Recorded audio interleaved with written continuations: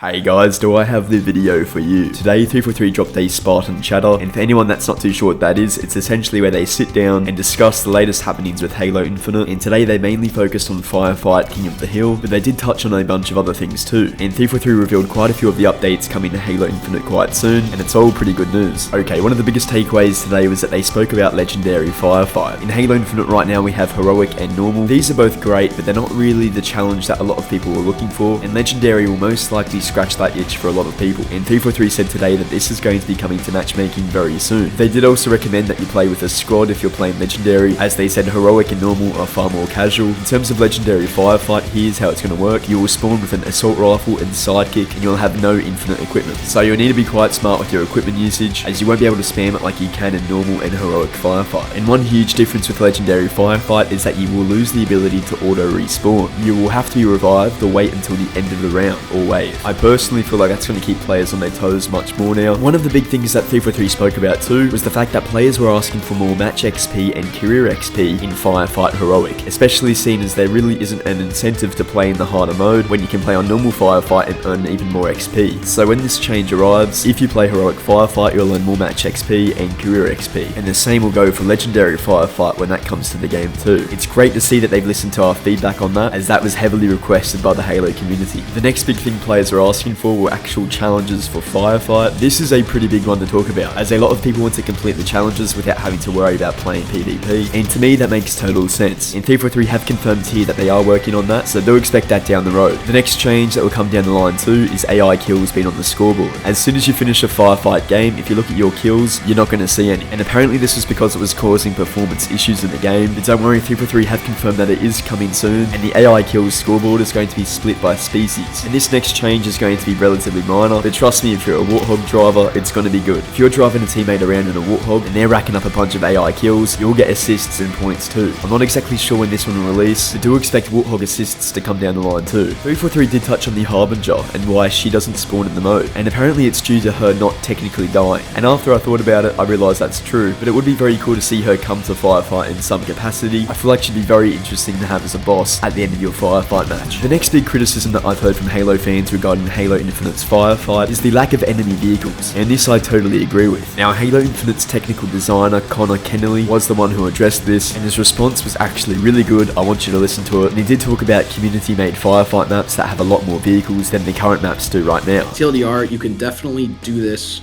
yourself in your own maps, and we actively chose to stay away from vehicle-heavy combat for matchmaking, and I would love to talk about why. We got this lesson from Halo 5 Warzone Firefight, but it is a pain in the neck to balance around a lot of player vehicles using only AI. As designers, we don't have a ton of levers to explicitly tell the AI what to do. You can't just be like, everybody gets skewers all of a sudden. Like, you can, but it's a lot of custom stuff. Like, it's hard to just balance of what do the players get. Sometimes we have to view vehicles as durable power weapons with infinite ammo. Like, once someone gets that vehicle, there's a good chance they're going to run it through the end of the match. And that makes it very hard to challenge the players. What that means in the short run is your first 5 or 10 games, it's a blast. It's so fun to tear through lots of people. As you get to game 15 or 20, or you're continuing to grind the playlist to hit that hero rank, if you don't feel challenged, we're worried you'll get bored. So that's essentially the reason I decided to keep us focused on an infantry-based combat, a lot similar to like what ODST did, because unlike ODST, you can board vehicles, and not just by cheesing through the Wraith cover and shooting the guy out.